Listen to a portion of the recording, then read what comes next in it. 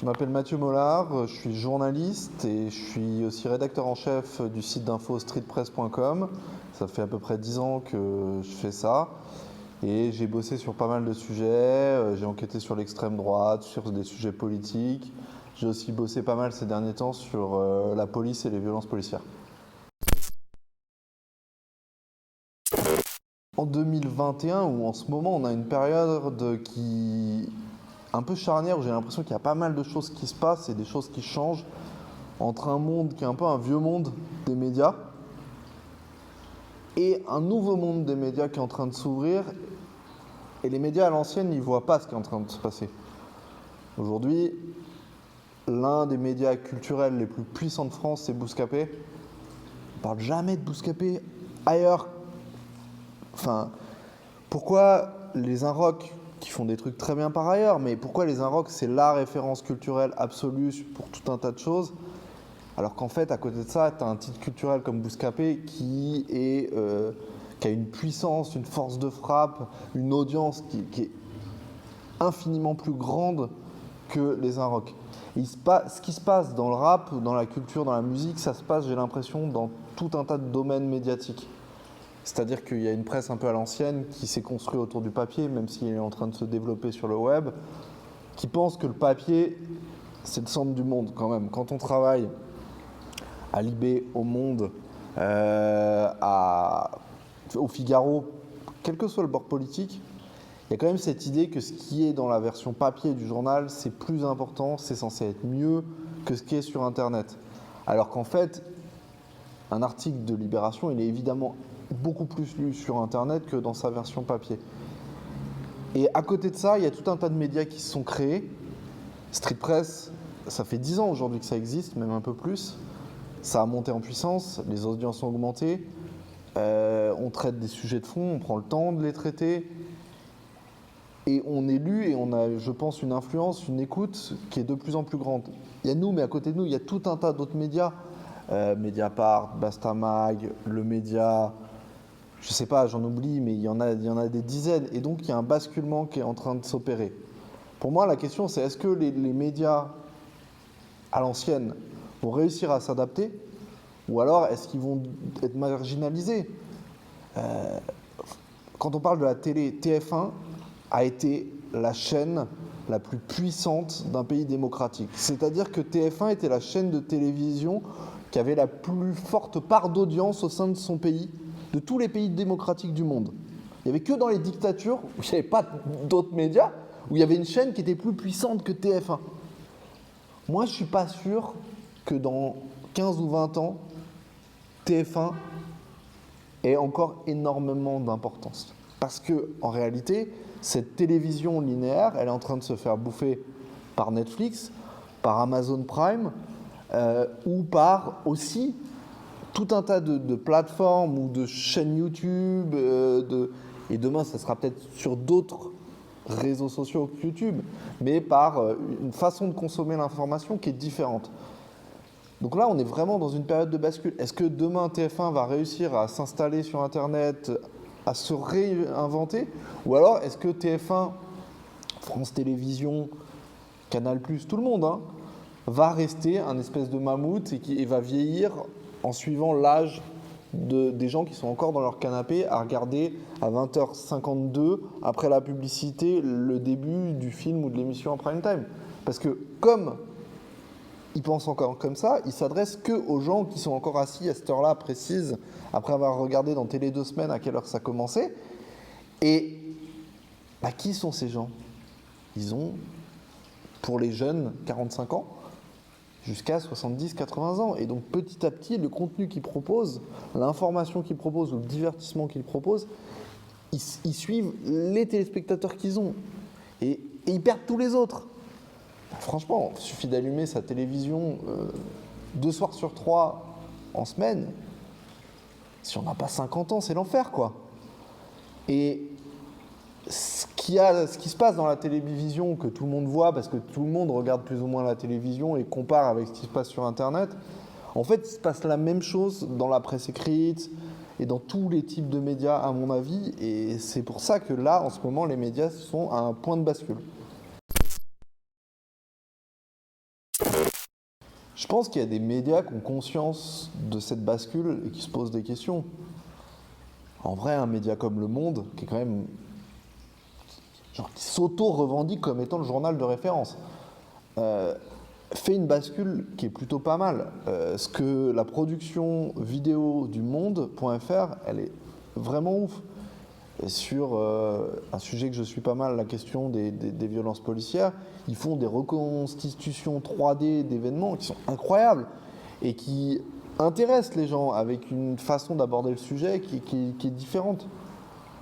Et sur tout un tas de formats, ils font des trucs où ils vont reprendre les codes de YouTube, par exemple. Il y a des médias qui se posent ces questions-là. Il y en a d'autres qui ne le voient pas. Je ne sais pas s'ils ne le voient pas en réalité, je pense qu'ils le voient. Mais qui n'arrivent pas à suivre parce qu'il y a l'inertie du média, de ce qu'il est, etc. Puis il y a aussi le modèle économique, Ouais, ok, la télé, ça marche moins bien. Mais en vérité, je sais pas, une marque de Carrefour, Auchan, je sais pas quelle marque de bouffe, ils sont prêts à mettre des sommes démentes pour acheter 1 minute de publicité sur TF1.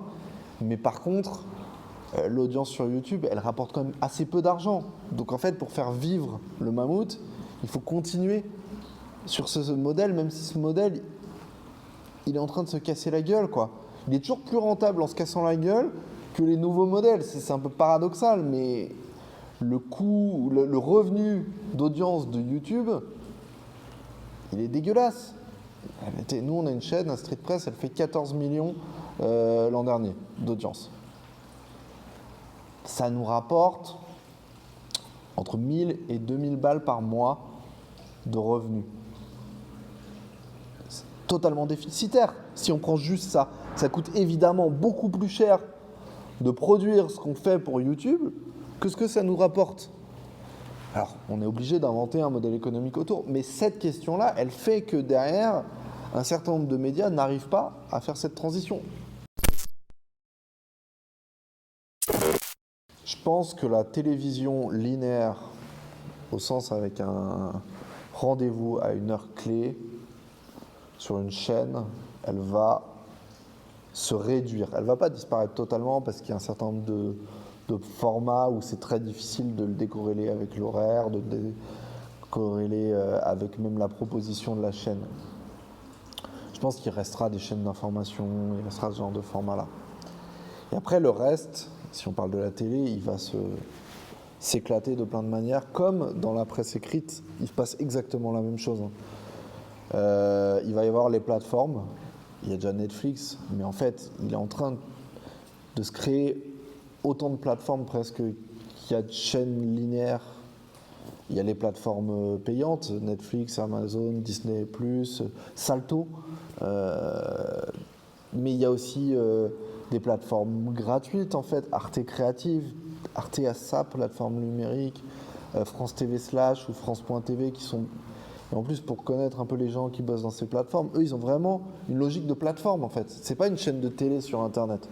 C'est une logique de plateforme, ça va être voilà, des contenus pensés en série, du documentaire, avec l'idée de parler quand même à une audience plus jeune, etc. Le sport va aussi on voit ce qui se passe aux États-Unis où on est sur de l'abonnement soit au match, pour un certain nombre de sports, soit au club,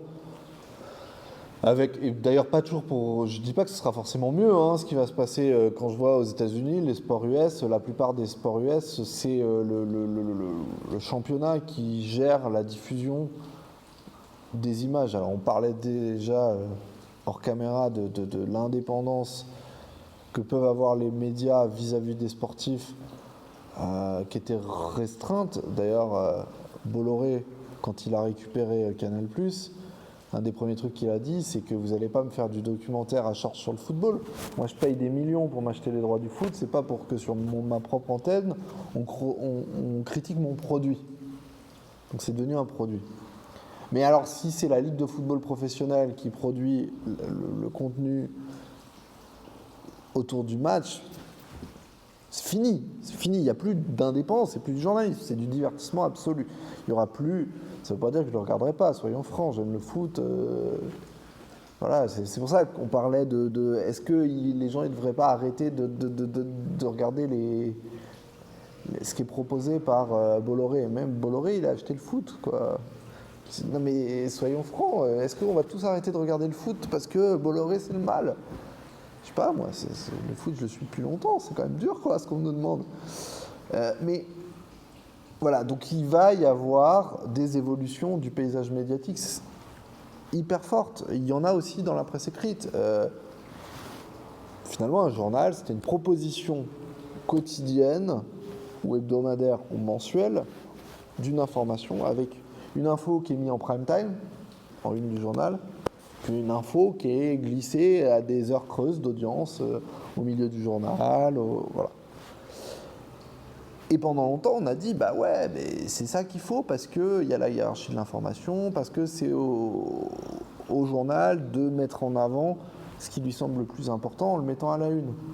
Moi, j'adhère un peu à cette idée qu'on choisit ce qu'il faut porter comme sujet. La réalité, c'est qu'aujourd'hui, les contenus journalistiques sont beaucoup plus lus et vus de manière déconnectée du quotidien papier. Moi, je pense que le journal, il va devenir à terme un truc un peu plus de niche, un peu premium, avec de moins en moins de quotidien et des trucs un peu plus espacés dans le temps, sur des sujets beaucoup plus précis que l'actualité en général, et que ça va être aussi la vitrine d'un truc où en fait, je pense que Libé aura toujours un journal papier. Alors est-ce qu'il sera quotidien, hebdo dans 20 ans, j'en sais rien, mais ils auront pendant longtemps, en tout cas, un truc papier parce que c'est leur image de marque. La vérité, c'est que l'audience et ce qui comptera, ce sera ce qui se passera sur Internet. Et là, il y a beaucoup moins cette idée de hiérarchie de l'information. Alors, on nous ment en disant, non mais regardez, sur Internet, on hiérarchie l'information sur le site Internet.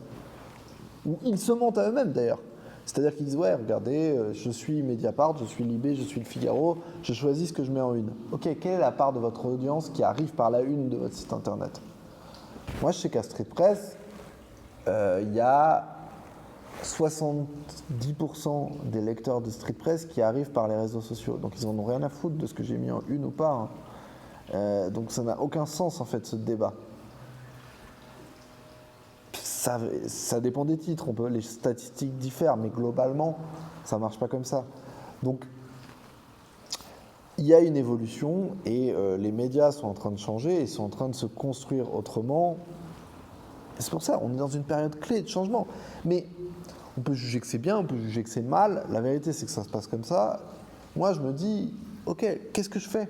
Comment je profite de cette période où il y a des opportunités pour faire des trucs que je trouve cool, utiles? Je dis moi, mais en fait, c'est nous ce qu'on fait à Street Press, c'est un travail d'équipe. C'est ce que vous faites ici. Il y a, je sais pas, il y a ne serait-ce que 15 ou 20 ans, ce qui n'est pas si vieux que ça. Street Press, ça aurait été ce qu'on appelle un fanzine, un truc écrit par 4 copains, imprimé dans une photocopieuse et distribué dans un demi-arrondissement de Paris. Aujourd'hui, on a un média qui est lu dans toute la France, parfois dans le monde entier, qui touche des millions de personnes chaque année. C'est aussi des opportunités, toutes ces évolutions. C'est aussi des gens, des fois tout seuls, à 2, à 3, avec des moyens assez limités, qui arrivent à faire un truc de ouf, qui se crée, qui trouve un public, une audience. Après, il y a tout un tas de problèmes de thunes, voilà, ça, tout n'est pas simple, clairement. Mais il y a quand même des trucs hyper intéressants qui se passent et c'est cool.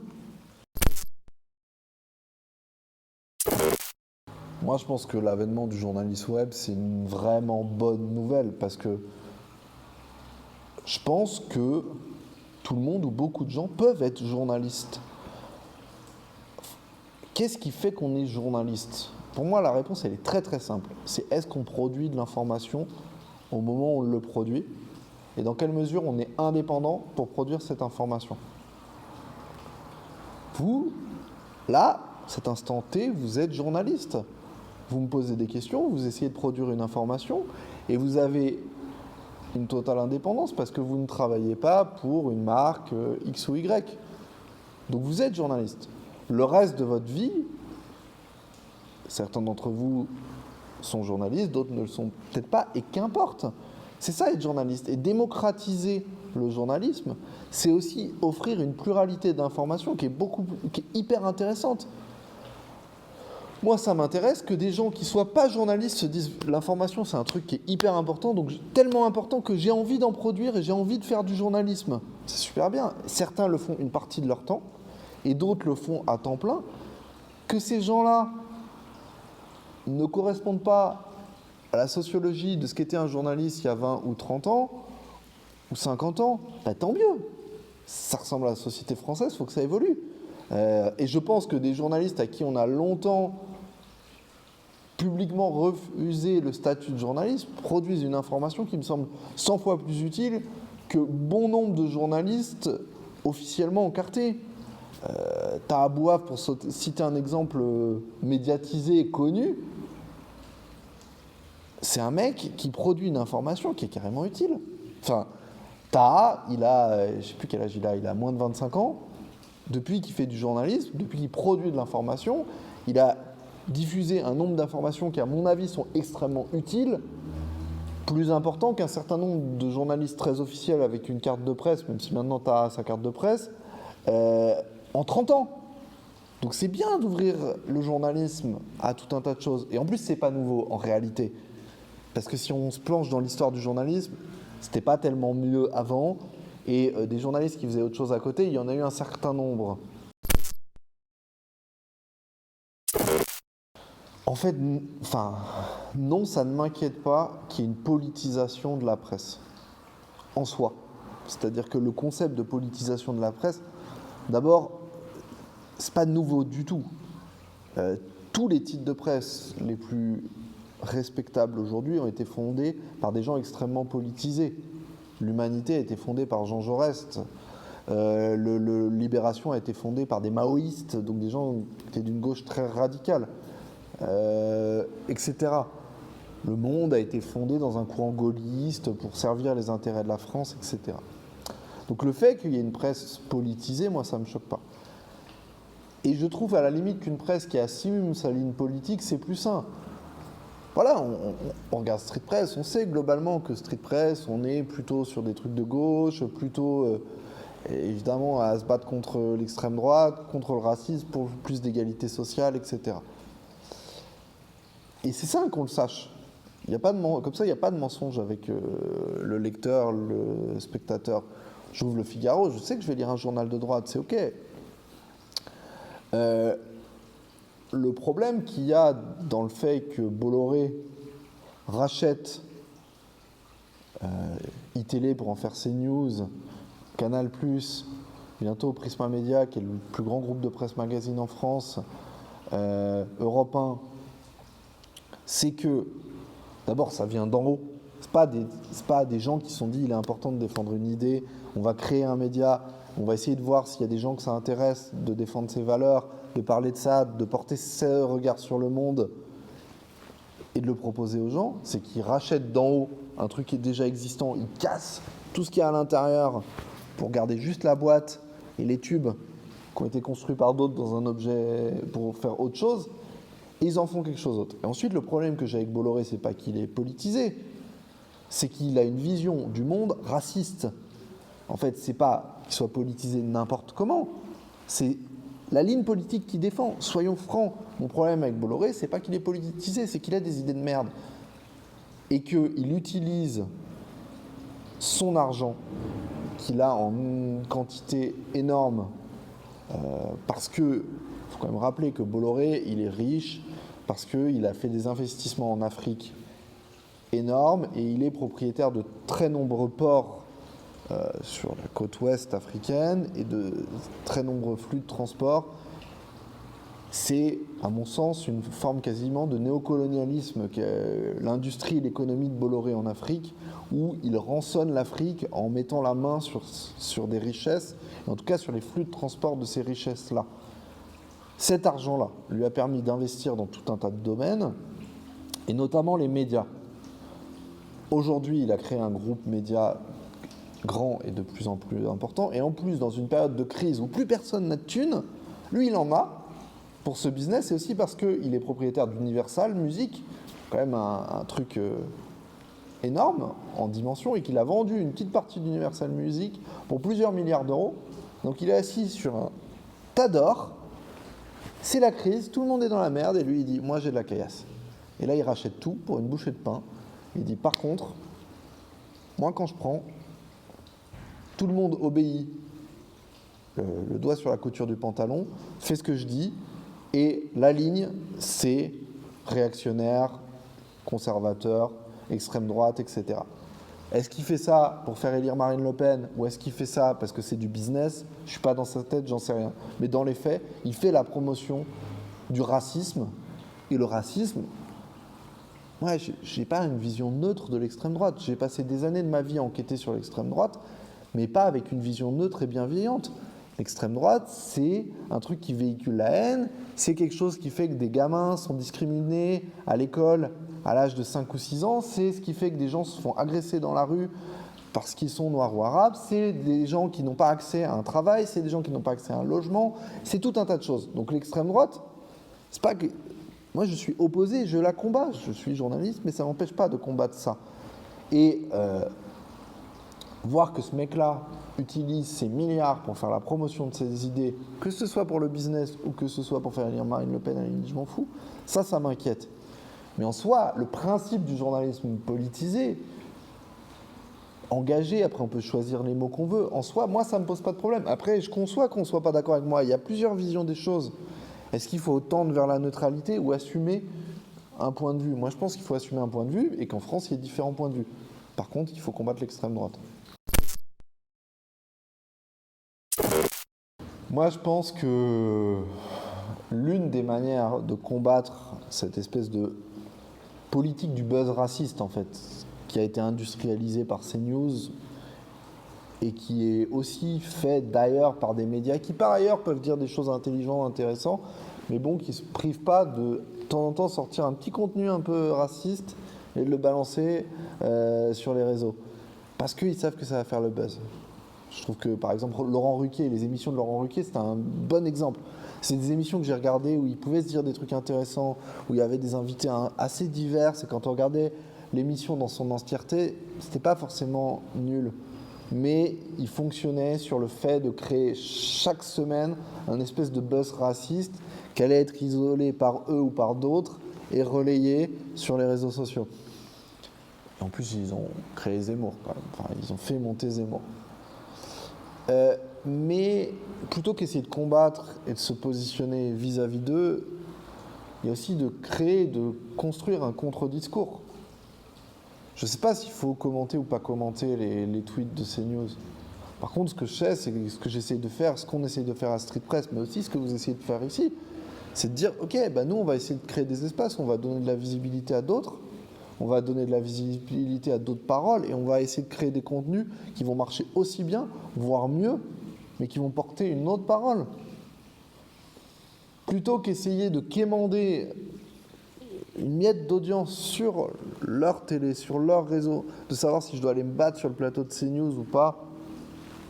Soyons honnêtes, je ne suis jamais allé sur CNews, mais je suis déjà allé sur BFM TV, et j'irai peut-être encore. Ça fait partie des choses que je fais, mais par contre, là où je trouve qu'à Street Press, on fait notre part du boulot, c'est quand on prend une parole intéressante, intelligente, et qu'on lui donne une visibilité. En ce moment, on parle des rixes entre les jeunes, que les violences entre jeunes, souvent issus des quartiers populaires, voilà.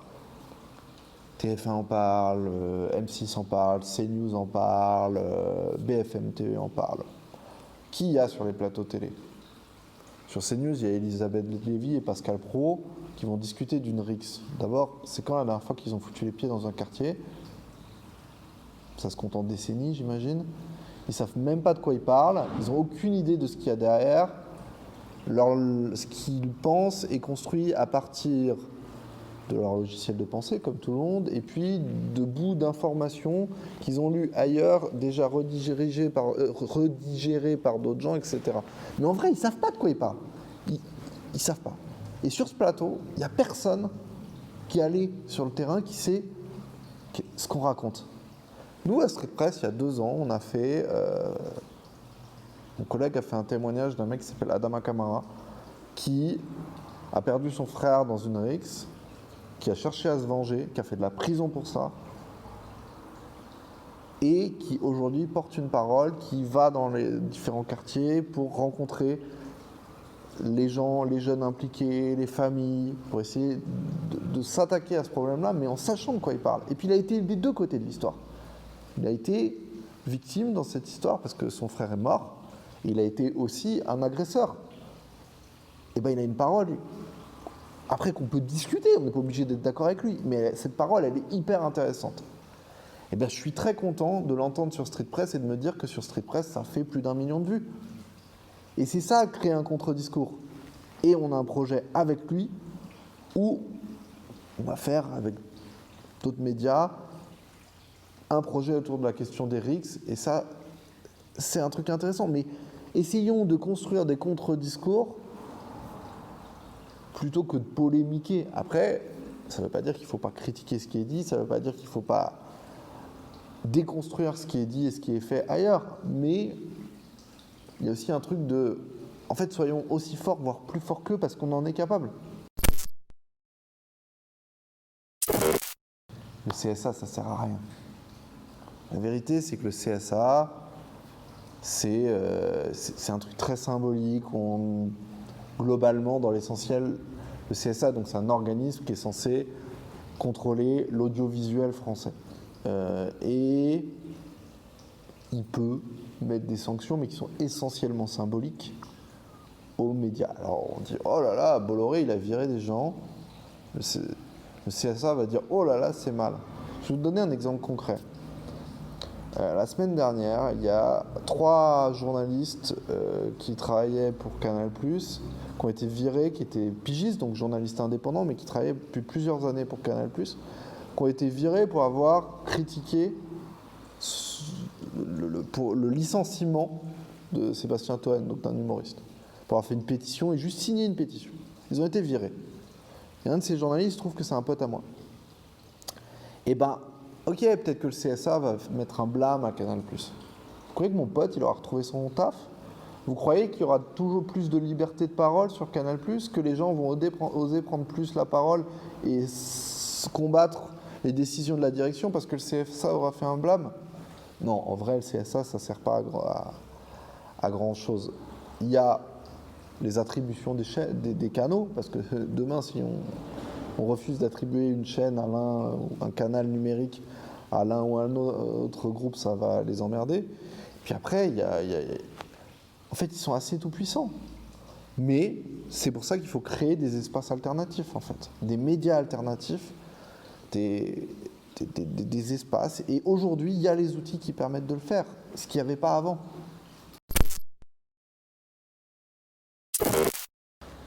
Je suis partagé sur ce sujet-là, en fait, parce que d'un côté, ouais, j'ai envie de dire, t'as ta télécommande, t'es pas obligé de regarder Pascal Pro, quoi.